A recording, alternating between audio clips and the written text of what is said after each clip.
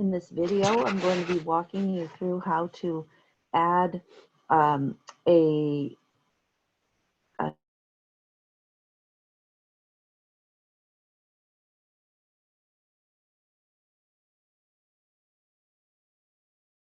equation as well as the correlation coefficient, or R squared, that you see here in this diagram. So in your project on Tracks of a Killer, what you're doing is starting out with two sets of data.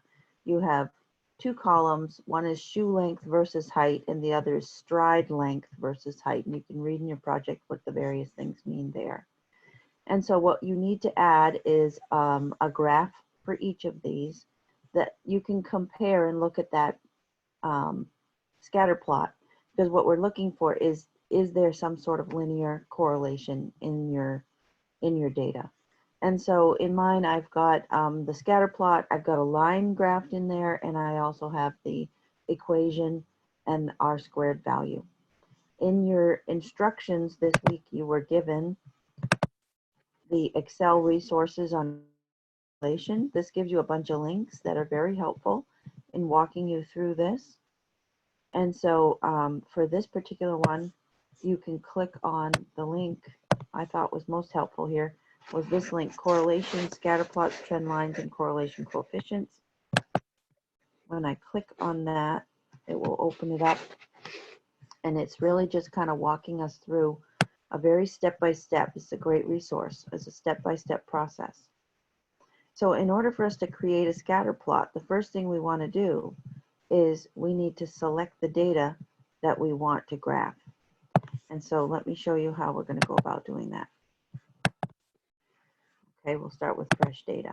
All right, so I want the shoe length versus the height first. So I'm going to highlight everything, including the title of those columns. Shoe length versus height. I stop at the end of the shoe length and height because it's a separate graph from the other. That's all highlighted. Now we're going to insert, and we want a scatter chart. So notice what we want here is this one with the dots. Scatter with markers, because you just really want to see the scatter plot. So I'm going to click that, and it brings it up. Okay, great. Does it have all the information that we were looking for? No, not yet. But it does have our points. If you look at each of them, you can hover your cursor over them. And notice here it says 23, 146.5. You can see that's my first set of data. If I go to another one, 25.5 is paired with 158.5, true. So you can tell that this is the correct data in the pairing. All right, so now what we need is we need to look at our chart tools. Up the top, you've got the design of your scatter plot, you've got the layout, and then you've got format. Format is more about how it looks, so you can make it pretty. Layout is more of adding some information in here. And so let's go back here to our guide. And we created the scatter plot, but now we need to put that linear regression line. And so what we're looking for is a place where we can add a trend line. And it's interesting, and it's a little bit of a, this is, I think, a little outdated, this website, but there is a way in here when we format. So let's come in. And so in layout, I want to add, let me see if I can find the right thing. Oh, sorry, I see it right on my graph. Must be early in the morning. All right, let's try this again. Layout. See where it says trend line. I'm going to click the down arrow under trend line. And I'm going to choose, because right now it says none. So I'm choosing linear. And it adds that. And if I highlight my trend line, okay, go back up here to layout, trend line. Notice it says more trend line options. And under more trend line options, I have the option of displaying. Here it is down the bottom. it seems like maybe we should just click more trend line options to start with, and then you click linear, and then you go display equation on chart, display R squared value.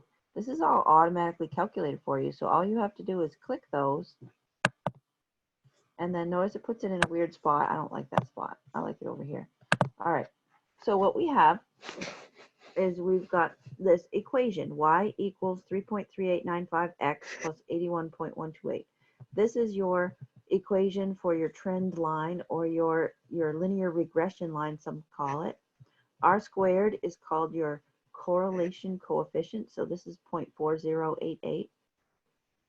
The higher or closer that value gets to 1, the more perfect the correlation might be.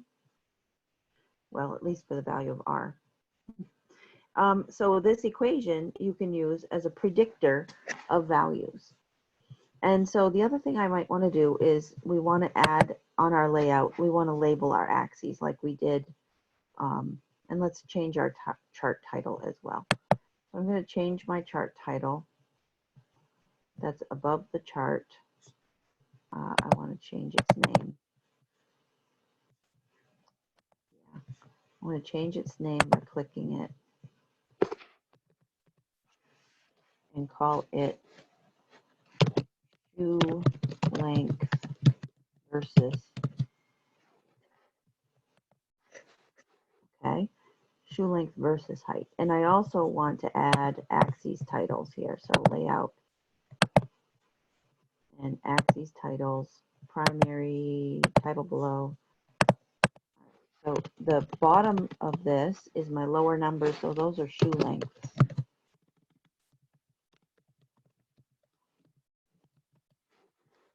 And then next I want to add my vertical, and I prefer rotated myself. And so I'm going to click that. And that is height. In centimeters. Not a bad thing to put. I spelled it incorrectly. Okay. And so what we can conclude here then is we can look at this, and it allows us to see how the data points map out. Do they seem to have some sort of a linear effect? A little bit. I don't think that's really too dramatic. But you're going to go ahead and make 2 of these. So you would go through the same process of highlighting the data for stride length and height, and then insert a scatter plot.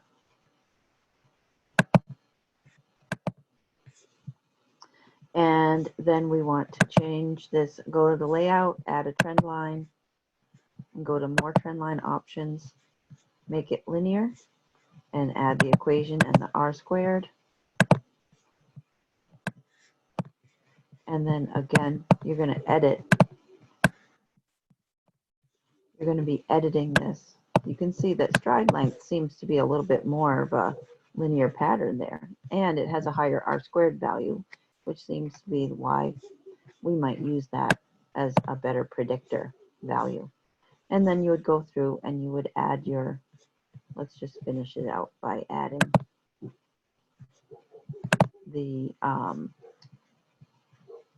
titles to our axes. Okay, I'm going to change this. This is stride length. And we're going to also add our vertical.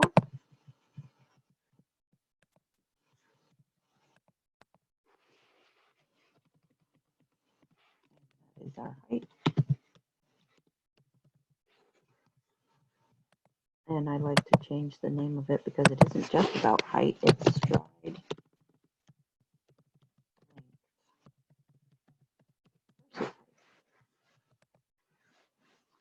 And again, you would use these values. So if you want to calculate predicted values, the X in this case, X represents stride length, Y, or the output, represents the height.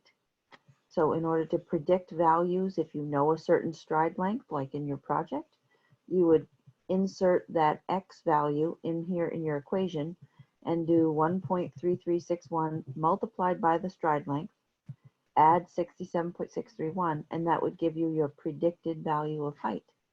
And that's because we can see there seems to be somewhat of a linear correlation here between these values. Again, I hope this helps you in adding these graphs to your project. And contact me if you need any more help.